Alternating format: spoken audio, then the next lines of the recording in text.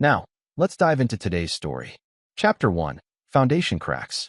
The morning sun cast long shadows across the construction site as David Brennan adjusted his hard hat and surveyed the skeletal framework of what would become Seattle's newest luxury hotel. At 42, he had built an empire from nothing, starting as a day laborer and climbing to become the city's most respected construction magnate. His calloused hands told the story of every nail he'd driven, every beam he'd lifted in those early years. Mr. Brennan, the investors are here for the walkthrough, called his foreman, Rico Valdez, a loyal man who'd been with David since the beginning. David nodded, checking his watch. Time was money in construction, and David respected both with religious devotion. His phone buzzed, a text from his wife, Lily, working late again tonight. Don't wait up. Hugs and kisses. The third time this week. David frowned, but pushed the thought aside. Lily had been distant lately, but he attributed it to stress from her marketing firm. After 12 years of marriage, he trusted her completely. Perhaps too completely. The investors' meeting went smoothly. David's reputation for delivering projects on time and under budget preceded him. As he shook hands with the development group's leader, Margaret Chun, she mentioned something that would later haunt him. My daughter works at Pinnacle Marketing, she said casually. Same firm as your wife, I believe. Small world. Indeed it is, David replied, though something in her tone seemed odd. That evening, David arrived home to their sprawling house in Bellevue, a testament to his success with its custom stonework and imported Italian marble. The house was dark except for a light in Lily's home office. He found her there, frantically closing laptop screens. Hey, beautiful, he said, kissing the top of her auburn hair. Working late. Lily's green eyes were bright with what he now realized was guilt, not exhaustion. Just finishing up a campaign proposal. You know how it is. David had built his empire on reading people, on sensing when something wasn't right with a foundation before it cracked. But love, he would learn, makes even the sharpest minds blind. Later that night, as Lily slept beside him, David stared at the ceiling thinking about Margaret Chen's daughter. Something nagged at him, the way Margaret had paused before mentioning Pinnacle Marketing, as if choosing her words carefully. But David pushed the feeling down. Paranoia was a luxury he couldn't afford.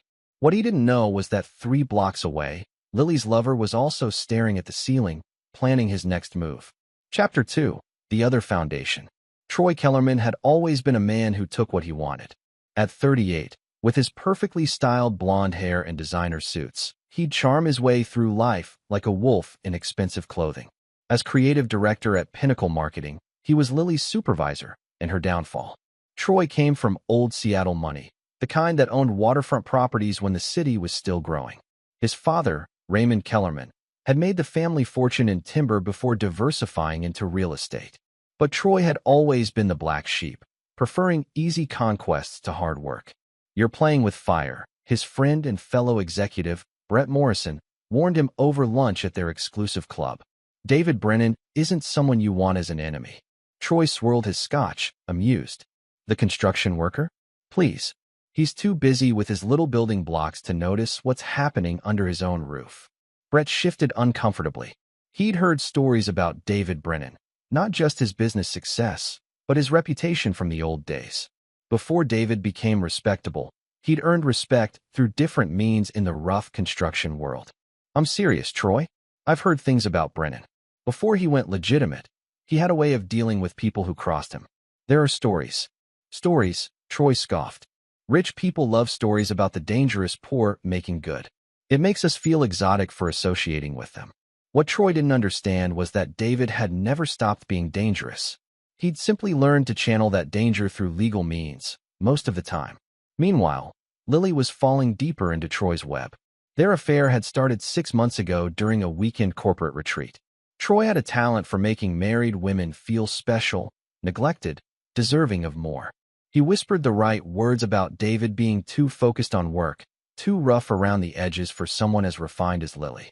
The truth was, Lily had always felt slightly out of place in David's world. Her background was different: private schools, country clubs, a father who practiced corporate law. When she'd met David 8 years ago, his raw ambition and intensity had been intoxicating. But as the years passed and David's empire grew, she felt increasingly like an accessory to his success rather than a partner in it. Troy offered her something different: sophistication, culture, late-night conversations about art and literature.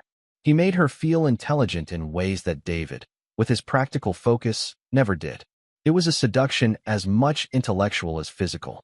"He doesn't appreciate you," Troy would whisper during their hotel encounters. "A woman like you needs someone who understands your value." Lily knew she was making a mistake, but Troy's attention was like a drug.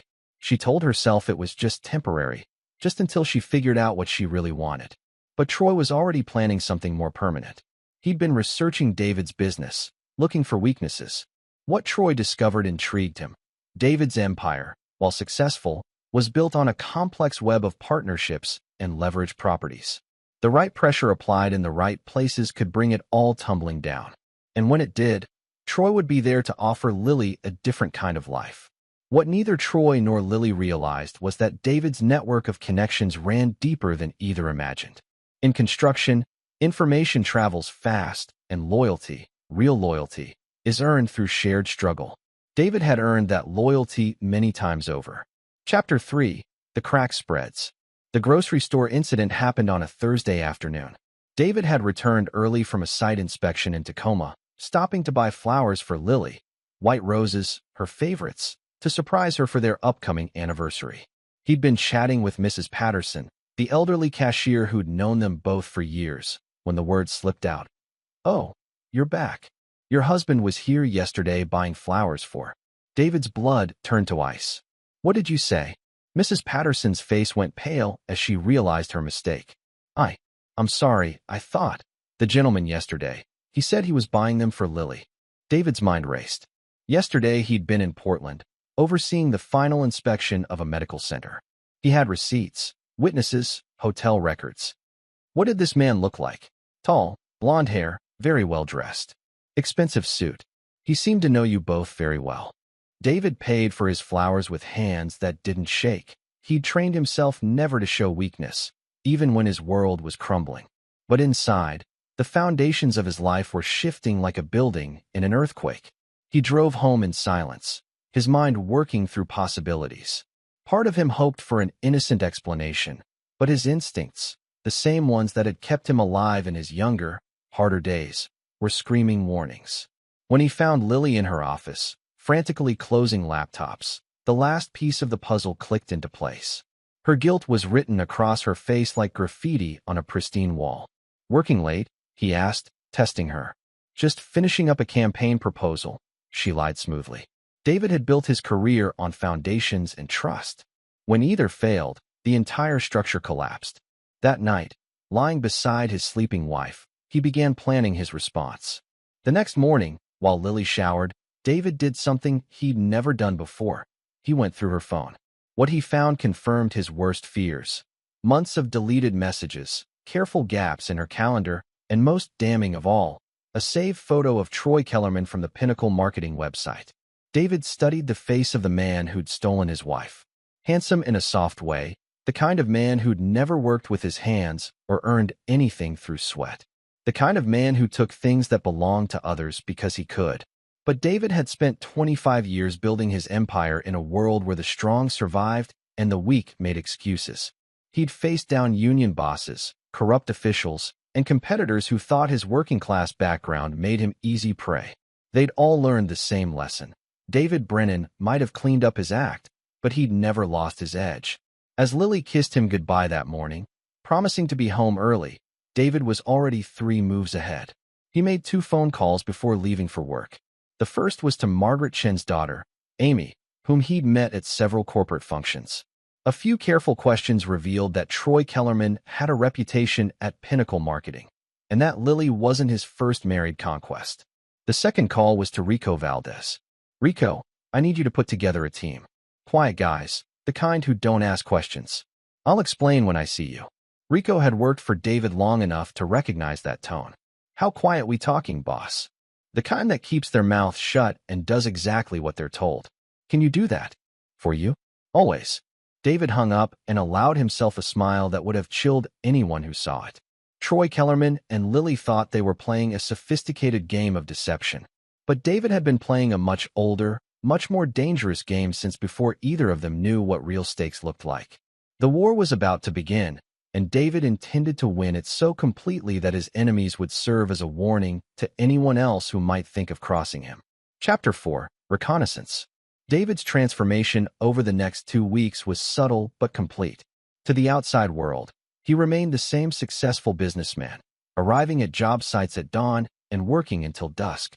But underneath, he was conducting a different kind of construction project, building a foundation for revenge. His first step was intelligence gathering. David had learned long ago that information was more valuable than gold, and he'd spent years cultivating sources throughout Seattle's business community. A quiet word to his accountant, Mitchell Owens, revealed Troy Kellerman's financial situation. Despite his family money, Troy was heavily leveraged. Expensive tastes and poor investments had left him living beyond his means. Interesting timing for his lifestyle expenses to spike, Mitchell noted, reviewing the discreet financial background check David had requested. New luxury car lease, upscale restaurant charges, hotel rooms at the Four Seasons. Either he got a raise or he's trying to impress someone. David's jaw tightened. The hotel charges lined up perfectly with Lily's late nights at work. His second source was even more valuable. Carmen Rodriguez, who managed security for half the office buildings in downtown Seattle. Her company had the contract for Pinnacle Marketing's building. "I can't give you footage," Carmen said as they sat in her office. "But I can tell you that your wife's been meeting with Troy Kellerman in his office after hours. 3, sometimes 4 times a week. Always when the building's mostly empty." David slid an envelope across her desk. Carmen had helped him with security issues on various construction sites over the years, and her loyalty was unquestioned. "I appreciate your discretion, David," Carmen said seriously. "Whatever you're planning, be careful.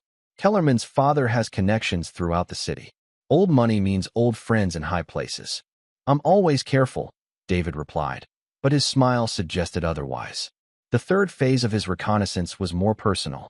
David began following Lily and Troy, learning their patterns, their habits, their vulnerabilities. He discovered that Troy had a weakness for high-stakes poker games in a back room at an upscale restaurant called Meridian. More importantly, he learned that Troy was already in debt to some very serious people. Danny Torino ran the game, and while his restaurant was legitimate, his side businesses were decidedly less so. David and Danny had crossed paths years ago when David was first starting out, back when he'd needed different kinds of favors to keep his business afloat. David Brennan. Danny smiled when David walked into Meridian one evening. "Heard you'd gone completely respectable." "Mostly," David said, taking a seat at Danny's private table. "I need a favor." "For old time's sake?" "For the usual terms." Danny's smile widened. In their world, favors were currency, and David had always been good for payment. "What do you need?" "Troy Kellerman's been playing in your game. I want to know exactly how much he owes and to whom." "That's confidential information, David." David placed a briefcase on the table. "Consider this a consulting fee." Danny opened it, examined the contents, and nodded. "Kellerman's into us for $60,000. He's been covering it with minimum payments, but he's walking a thin line." "What?" "Because I'm about to make his life very expensive," David said. "And when I do, he's going to need cash fast. Can you make sure he gets deeper in the hole instead of out of it? For the right consideration, I can make sure he has access to credit he can't afford. High-interest stuff. The kind that compounds quickly." "Perfect. And Danny? When the time comes, I'll buy his debt from you." Danny leaned back, impressed. "You really have gone sophisticated. In the old days, you'd have just broken his legs." "I'm older now," David said. "I prefer breaking spirits." As David left Meridian, he felt the familiar rush of a plan coming together. But this was only the beginning. Destroying Troy financially would be satisfying, but it wouldn't be enough. David wanted complete victory, the kind that would leave both Troy and Lily with nothing but regret. He had one more stop to make that night. Amy Chun, Margaret's daughter, had agreed to meet him for coffee. She'd been watching the situation at Pinnacle Marketing with professional interest and personal disgust. "Troy's a predator," she said bluntly. "Your wife isn't his first conquest, and she won't be his last unless someone stops him. Tell me about the others." Amy's expression darkened. "Jennifer Walsh, account executive. Married, 2 kids. Troy seduced her, convinced her to leave her husband, then dumped her when he got bored. She had a nervous breakdown and lost custody of her children." David's hands clenched around his coffee cup. "Anyone else?" "Susan Grant, From the Portland office. Similar story. Troy has a pattern. He targets married women who feel underappreciated, makes them feel special, then moves on when the novelty wears off. He leaves destruction in his wake and never faces consequences. He will this time, David said quietly. Amy studied his face. What are you planning? Justice, David replied. The kind that lasts. Chapter 5, Setting the Trap. The genius of David's plan lay in its simplicity. Rather than attack Troy directly, he would create a series of seemingly unconnected pressures that would drive his enemy into increasingly desperate choices. It was like controlled demolition. Apply pressure to the right structural points, and the entire building would collapse exactly where you wanted it to. Phase 1 began with Troy's poker debt. Danny Torino, acting on David's instructions, began extending Troy additional credit while simultaneously increasing the pressure for repayment. Within 2 weeks, Troy's debt had ballooned to over $100,000. I don't understand. Troy complained to Brett Morrison over lunch. They keep offering me more credit, but the terms are getting worse. Brett, who'd been quietly investigating David Brennan on his own, felt a chill of recognition. Troy, you need to stop playing immediately. Something's not right. But Troy was already in too deep. The debt was crushing him, and his only hope was to win enough in one big game to break even. It was the classic gambler's fallacy, and David was counting on it. Phase 2 targeted Troy's professional life. David had discovered that Pinnacle Marketing was competing for a massive municipal contract, the kind that could define a company's future. Through his connections in city government, David learned the exact specifications the city was looking for and began subtly influencing the requirements to favor his own hastily created marketing subsidiary.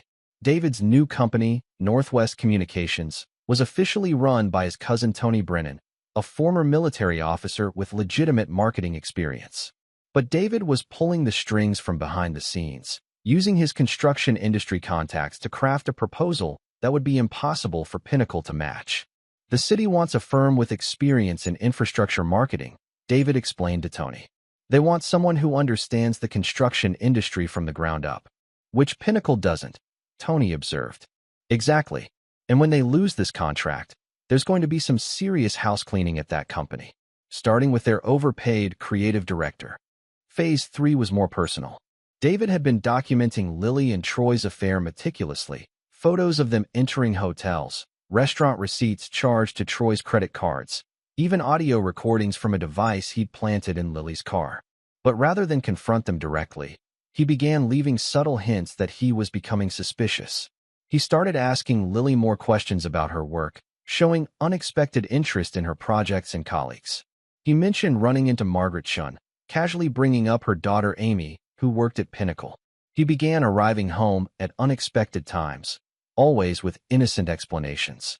The psychological pressure was enormous. Lily became increasingly paranoid, convinced that David was on the verge of discovering her affair. She began pressuring Troy to leave his wife and make their relationship public. He knows something, she whispered during one of their hotel meetings. The way he looks at me, the questions he asks. David's not stupid. Troy, we need to decide what we're doing. Troy, already stressed about his mounting debts and the increasing pressure at work, made the mistake David had been hoping for. He began making careless decisions. Desperate to keep Lily calm and convinced that he was serious about their future, Troy started making promises he couldn't keep. After the municipal contract comes through, I'll be in line for a promotion to partner, he lied. We can go public then. Maybe even move to San Francisco, start fresh. But Troy didn't know that the municipal contract was already lost. David's bid was so perfectly tailored to the city's needs that Pinnacle's proposal looked amateurish by comparison. When the results were announced, Troy's position at the company would become precarious. The fourth phase was the most brutal. David began systematically destroying Troy's other relationships. Using his network of construction industry contacts, David spread carefully crafted rumors about Troy's gambling debts and unstable personal life. Seattle's business community was smaller than people realized, and reputation was everything. Within a month, Troy found himself subtly excluded from important social events. Business associates became distant. Even his own family began asking uncomfortable questions about his lifestyle and financial situation. Raymond Kellerman called me today, Margaret Chin mentioned to David during a chance encounter at a city planning meeting. Seems his son is having some difficulties. I'm sorry to hear that, David replied with perfect sincerity. Margaret studied his face carefully. She'd lived in Seattle long enough to recognize when wheels were turning behind the scenes. David, I hope you know what you're doing. I always know what I'm doing, David said. That's why I'm successful. But the most devastating blow was yet to come. David had been saving his greatest weapon for last, the truth about Troy's pattern of destroying marriages. Amy Chun had connected him with Jennifer Walsh and Susan Grant, both of whom were willing to share their stories. More importantly, David had discovered that Troy was already pursuing his next target, Rebecca Torres, a junior account manager at Pinnacle who'd recently married her college sweetheart. Troy's predatory behavior was escalating, and David had everything documented. The trap was set. All that remained was to spring it at exactly the right moment for maximum devastation. David had learned patience in construction. You couldn't rush a foundation, and you couldn't rush justice. But when the time came, both would be solid enough to build upon for the rest of his life. Chapter 6. The Pressure Builds. By the end of the third week, Troy Kellerman was beginning to understand that his life was unraveling, but he still couldn't see the architect behind his destruction. The gambling debts had reached critical mass. Danny Torino's men were making increasingly less subtle inquiries about payment schedules. The municipal contract loss had triggered a company-wide review at Pinnacle Marketing, with Troy's department facing potential restructuring. We're bleeding clients, Pinnacle CEO Victoria Marsh announced during an emergency executive meeting. The municipal contract was supposed to be our anchor for the next 5 years. Without it, we're looking at serious budget cuts. Troy felt the walls closing in. His salary, and more importantly, his expense account, were about to be slashed just when he needed money most desperately. He'd already maxed out his credit cards covering minimum payments to Danny's operation. Meanwhile, Lily was becoming increasingly unstable. David's psychological warfare was working perfectly. Every innocent comment from her husband felt like an accusation, every casual question like an interrogation. He asked about my laptop last night, she told Troy during one of their increasingly tense meetings. Wanted to know why I was working so much at home. Troy, I can't take this much longer. Troy tried to project confidence he didn't feel. Just give me a few more weeks. I'm working on something that will solve all our problems. What Troy was working on was a desperate scheme to steal clients from Pinnacle before the layoffs hit. He'd been secretly meeting with several major accounts, trying to convince them to follow him to a new boutique agency he planned to start. It was a violation of his non-compete clause and grounds for immediate termination, but desperation was making him reckless. David, monitoring Troy's communications through Amy Chin's access to company systems, was delighted by this development. Troy was about to hand him the perfect weapon for complete professional destruction. But David wasn't content with just financial and professional ruin. He wanted psychological devastation. So he arranged for Lily to discover something that would shatter her illusions about Troy completely. David had Rico's team plant evidence of Troy's other affairs in places where Lily would find them. A receipt for jewelry that she'd never received, charged to Troy's credit card 3 months earlier. A reservation confirmation for a romantic weekend at a Napa Valley resort. For the same weekend Troy had told Lily he was visiting his sick mother. The devastating revelation came when Amy Chun accidentally forwarded Lily an email chain discussing Troy's pursuit of Rebecca Torres. The messages, carefully edited to include the most damaging quotes, painted Troy as a serial predator who saw married women as conquests to be collected and discarded. Did you know there's a betting pool in the office about how long it takes him to get bored with you? Amy had written, as if sharing gossip between friends. Jennifer Walsh lasted 8 months. Susan Grant made it to 10. Rebecca's marriage is only 6 months old, so she's the new challenge. Lily read the emails in her car outside Pinnacle's office building, her hands shaking with rage and humiliation. Everything she'd risked, everything she'd sacrificed, had been for a man who saw her as nothing more than another conquest in a game she didn't even know she was playing. That night, she confronted Troy in his office after hours. "What is this?" she demanded, throwing printed copies of the emails across his desk. Troy's face went white as he recognized the contents. "Lily, you have to understand." "I understand perfectly," she said, her voice deadly calm. I'm just another notch on your belt. Another bored housewife too stupid to see what she was getting into. That's not true, Troy protested, but his voice lacked conviction.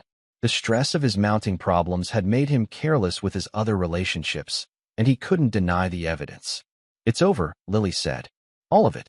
I'm going to tell David everything. Troy's desperation peaked. You can't. You'll destroy both of us. David will take everything in the divorce, your house, your security, everything you've built together. I've built nothing, Lily replied bitterly. I've been living someone else's life, playing someone else's game. At least David's honest about who he is. After Lily left, Troy sat alone in his office, finally understanding the magnitude of his situation. He was about to lose his job, his financial security, and possibly his physical safety if he couldn't pay his gambling debts. The one thing that had made it all seem worthwhile, his relationship with Lily, was gone. In his desperation, Troy made the worst decision of his life. He decided to go to David directly, man to man, and try to negotiate some kind of deal. He would confess to the affair, accept responsibility, and ask for mercy. Perhaps David, as a fellow businessman, would understand that these things happened and could be resolved rationally. It was exactly what David had been waiting for. The call came on a Friday evening. David was in his home office, reviewing blueprints for a new project, when his phone rang. Mr. Brennan? This is Troy Kellerman. I think we need to talk. David's smile could have cut glass. I think you're right. My office, tomorrow morning at 9. Come alone. As he hung up, David felt the satisfaction of a master craftsman viewing a completed project. The demolition phase was over. Tomorrow, he would begin construction of his final revenge. Chapter 7. The Confrontation. David's office occupied the top floor of a downtown Seattle high-rise, with panoramic views of Elliott Bay and the Olympic Mountains beyond. The space reflected its owner, substantial, uncompromising, built to last. Native stone walls displayed awards and photos documenting David's rise from laborer to industry titan. Behind his desk hung a framed hard hat, the same one he'd worn on his first job site 25 years earlier. Troy arrived precisely at 9, his usual confidence replaced by the hollow-eyed desperation of a man with no good options. He dressed carefully in his most expensive suit, as if armor could protect him from what was coming. David didn't stand when Troy entered. He simply gestured to the chair across from his massive oak desk, a piece crafted from timber salvage from one of his earliest renovation projects. Sit, David said quietly. Troy sat, trying to project calm he didn't feel. Up close, David Brennan was even more intimidating than his reputation suggested. There was something coiled and dangerous in his stillness, like a predator deciding whether its prey was worth the effort to hunt. I suppose you know why I'm here, Troy began. Enlighten me. Troy swallowed hard. There's been a situation between your wife and myself. I wanted to address it directly, man to man. David leaned back in his chair, studying Troy with the same intensity he might examine a structural flaw. A situation. That's an interesting way to describe 6 months of adultery. The precision of David's knowledge hit Troy like a physical blow. You. How long have you known? Longer than you might think. The question is, what did you hope to accomplish by coming here? Troy had rehearsed this conversation, but David's calm was unnerving. He'd expected anger, violence, or at least raised voices. This cold composure was somehow worse.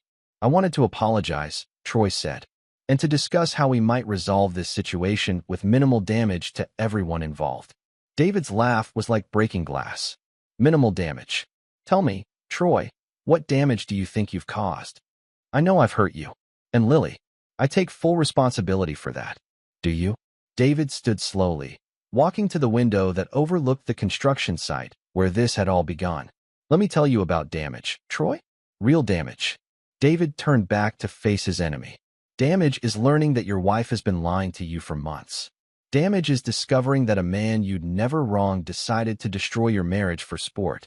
Damage is realizing that everyone around you knew what was happening except you. Troy shifted uncomfortably. I never meant for it to go this far.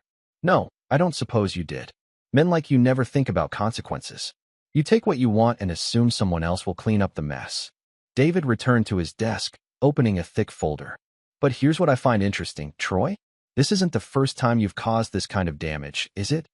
Troy's face went pale as David began reading from the folder. Jennifer Walsh. Divorced her husband, lost custody of her children, had a nervous breakdown. Currently in therapy and working as a waitress to pay her legal bills. David looked up. That was your handiwork, wasn't it? That was different. Susan Grant. Destroyed her marriage, convinced her to quit her job and move to Seattle to be with you, then abandoned her when you got bored. She attempted suicide last year. David's voice never rose, never showed emotion. Different how? Troy said nothing. And now Rebecca Torres. 24 years old, married 8 months, and you're already circling her like a vulture. David closed the folder with deliberate care. So tell me again about minimal damage. The silence stretched between them like a taut wire. Finally, Troy found his voice. What do you want? David smiled, and Troy understood why smart people feared this man. I want justice, Troy. The kind that lasts. David opened another folder, this one thicker than the first. Let's discuss your current situation. Gambling debts totaling $137,000 to Danny Torino's organization. Your position at Pinnacle Marketing about to be eliminated due to the municipal contract they lost to my company, incidentally. Credit cards maxed out, personal loans in default, and your father's trust fund frozen pending investigation of your attempts to steal clients from Pinnacle. Troy's composure finally cracked. How do you know all this? Because I orchestrated it. David's voice remained conversational, as if discussing the weather. Every debt, every professional failure, every door that's closed in your face over the past month, that was me. The truth hit Troy like a sledgehammer. You set me up. I created opportunities for you to reveal your true character. You made every destructive choice yourself. David leaned forward. But we're not finished yet. David activated his computer monitor, showing Troy a video feed. On the screen, Troy could see Danny Torino's men waiting in the building's lobby. They're here to collect on your debt, David explained.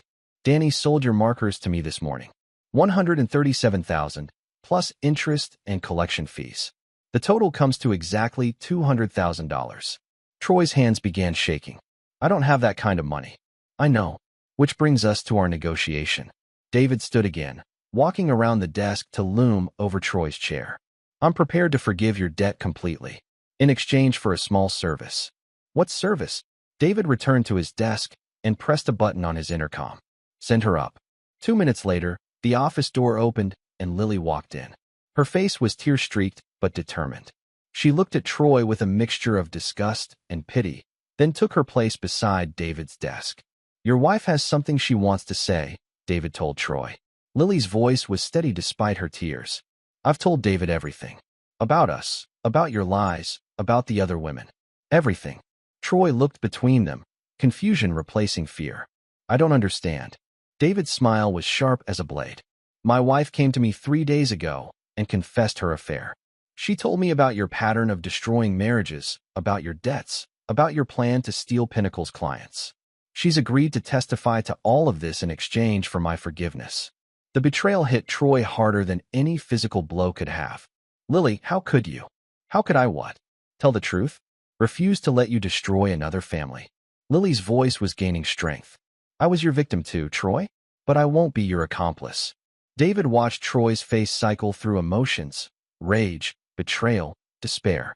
This was the moment he'd been building toward, the complete psychological destruction of his enemy.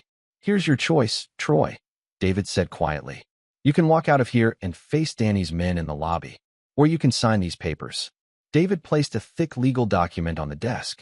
It's a complete confession of your affairs, your pattern of predatory behavior, and your attempts to steal Pinnacle's clients. You'll also agree to leave Seattle permanently and never contact any of your victims again. Troy stared at the papers. And if I sign, your debt disappears. You'll receive a reference letter that will help you find work in another city, and you'll live to start over somewhere else. This is blackmail.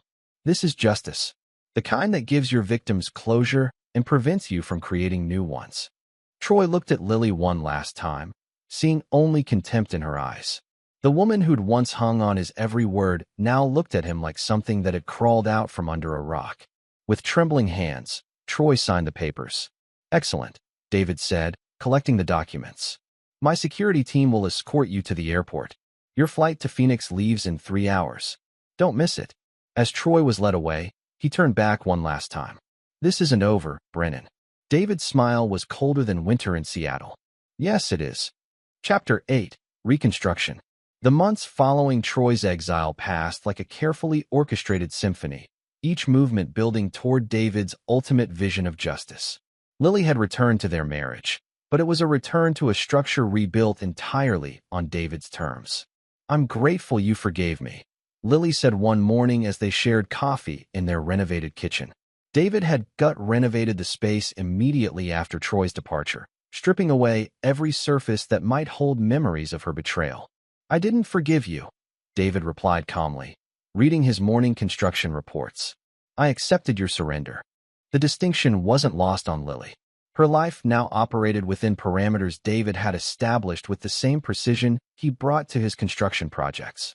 She'd kept her job at Pinnacle Marketing, under new management after Victoria Marsh's resignation, but her communications were monitored, her schedule was accounted for, and her social interactions were limited to people David approved. It wasn't imprisonment, exactly. It was something more subtle and permanent, the complete reconstruction of their power dynamic. Lily had agency within carefully defined boundaries, like a subcontractor working under David's supervision. "Rebecca Torres called yesterday," Lily mentioned carefully. "She wanted to thank us again for the warning about Troy." David looked up from his papers. When Troy's confession had been quietly circulated through Pinnacle's management, it had revealed his predatory pattern to everyone who needed to know. Rebecca had been grateful to learn the truth before she'd made any irreversible mistakes. "How is her marriage?" David asked. "Stronger than ever," she says.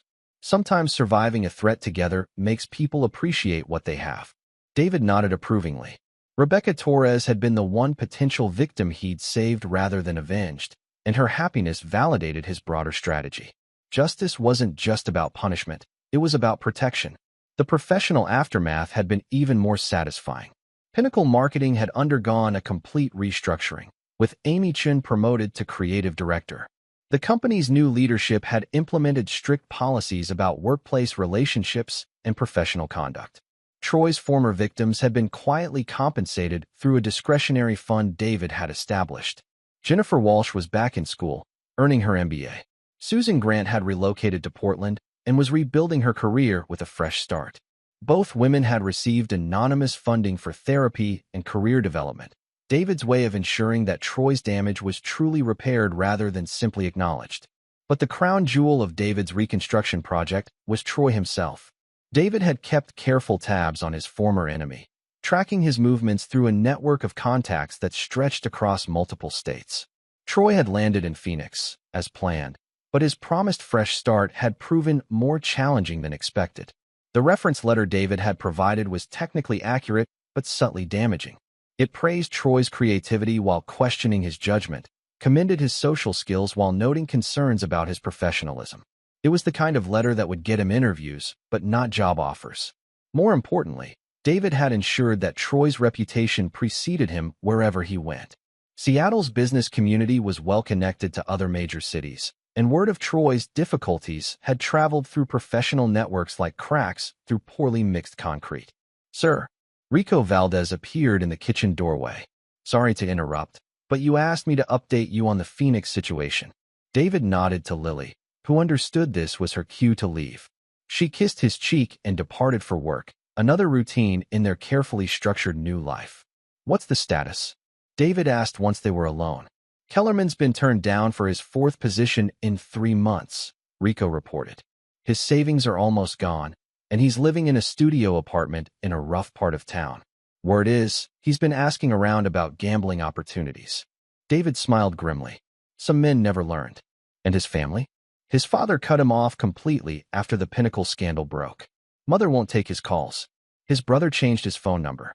The thoroughness of Troy's isolation was almost artistic. David had spent months ensuring that every door was closed, every bridge was burned, every avenue of escape was sealed. Troy Kellerman was discovering what it felt like to be truly alone in the world. Any sign he's trying to contact his former victims? Nothing. The restraining orders we helped them obtain seem to be working. Plus, his confession makes any contact a violation of his plea agreement. David nodded satisfaction. The legal framework he'd constructed around Troy's punishment was as solid as any foundation he'd ever poured. There would be no appeals, no second chances, no redemption arc. Troy would carry the consequences of his choices for the rest of his life. Keep monitoring the situation. If he tries to hurt anyone else, I want to know immediately. Understood, boss. After Rico left, David stood at his kitchen window, looking out at the city he'd helped build.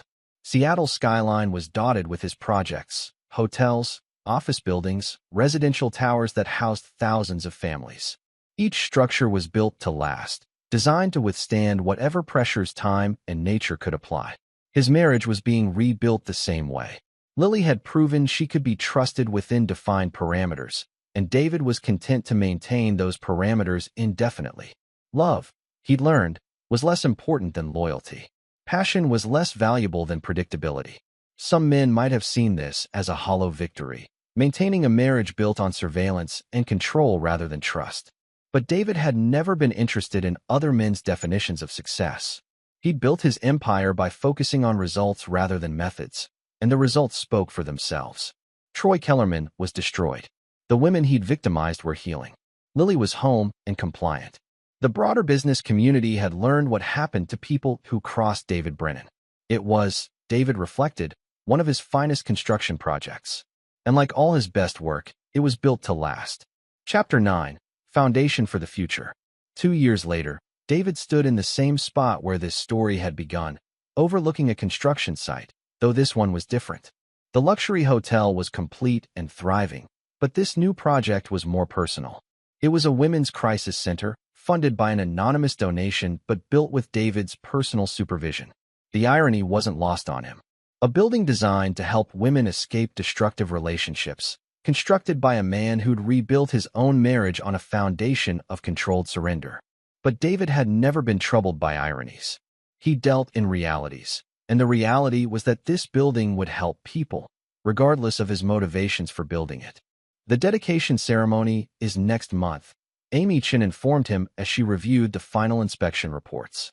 She'd become one of David's most trusted allies in the business community, her position at Pinnacle giving her access to information networks that proved invaluable for his various projects. "Any word from our friend in Phoenix?" David asked casually. Amy's expression darkened. "He tried to apply for a position with a Seattle marketing firm last week. They called Pinnacle for a reference. And I made sure they understood his employment history thoroughly." David nodded approvingly. Troy's exile was permanent, enforced not by legal restraints, but by a network of professional relationships that ensured his reputation preceded him wherever he went. It was a more elegant form of justice than physical punishment, and far more lasting. The afternoon brought an unexpected visitor. Lily appeared at the construction site, something she rarely did unless specifically invited. She was carrying a manila envelope, her expression carefully neutral. "We need to talk," she said quietly. David dismissed his foreman with a gesture and followed Lily to his on-site trailer. She placed the envelope on his desk with trembling hands. "Divorce papers?" David asked, his voice betraying no emotion. "No," Lily replied. "Medical reports." David opened the envelope, scanning the documents. His expression remained unchanged, but something shifted behind his eyes. "How long have you known?" he asked. 3 weeks. I wanted to be sure before telling you." The reports confirmed what Lily had suspected. She was pregnant. After 12 years of marriage and months of carefully monitored reconciliation, they were going to have a child. David set the papers aside and studied his wife's face. "What do you want to do?" "I want to keep it," Lily said quickly. "I know our situation is complicated, but this could be a chance for us to really start over." David was quiet for a long moment, weighing implications and calculating outcomes. A child would change everything. The dynamics of their relationship, the structure of their rebuilt marriage, the very foundation upon which his revenge had been constructed. "This child will be raised with complete honesty," he said finally. "No lies, no deception, no hidden agendas. They'll know exactly who their parents are and what we've been through."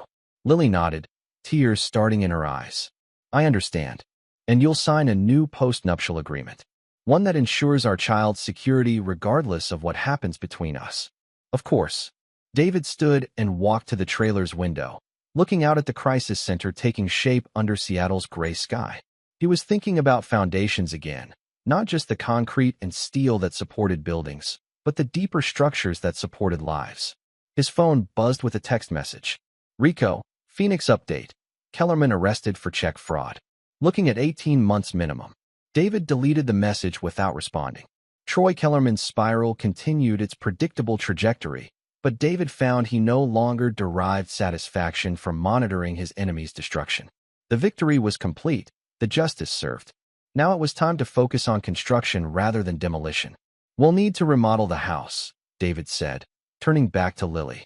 A proper nursery, safety modifications, the whole project. We'll do whatever you think is best, Lily replied. David studied her face, seeing not the passionate woman he'd married or the deceitful stranger she'd become, but something new, a co-contractor in a long-term building project. Their marriage would never be what it had been before Troy Kellerman entered their lives, but it could become something different, something built on mutual understanding rather than romantic illusion. The child will know about Troy, David said suddenly.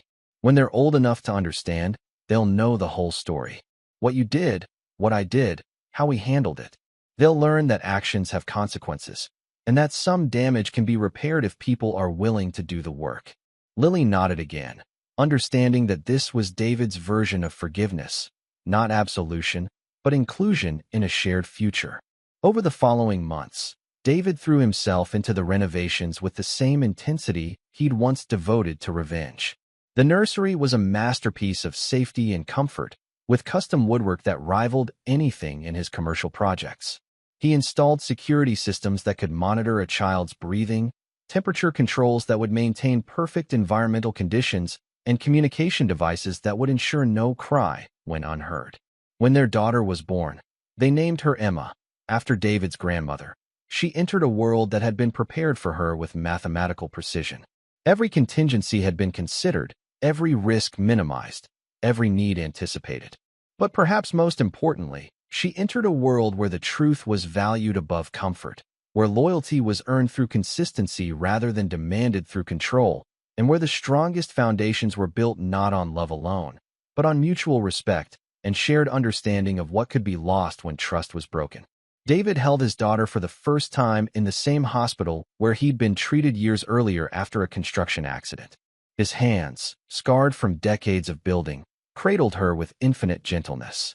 She would grow up knowing that her father was a man who finished what he started, who honored his commitments, and who never forgot those who betrayed him. But she would also know that he was capable of building beautiful things from the rubble of destruction, including, perhaps most importantly, a family that could survive the worst storms and emerge stronger than before. As Seattle's skyline glittered beyond the hospital window, David Brennan held his future in his arms and began planning the most important construction project of his life. Raising a daughter who would never doubt her worth, never accept betrayal as inevitable, and never forget that the strongest foundations are built to last forever. The architect of justice had become an architect of hope, and his greatest work was just beginning.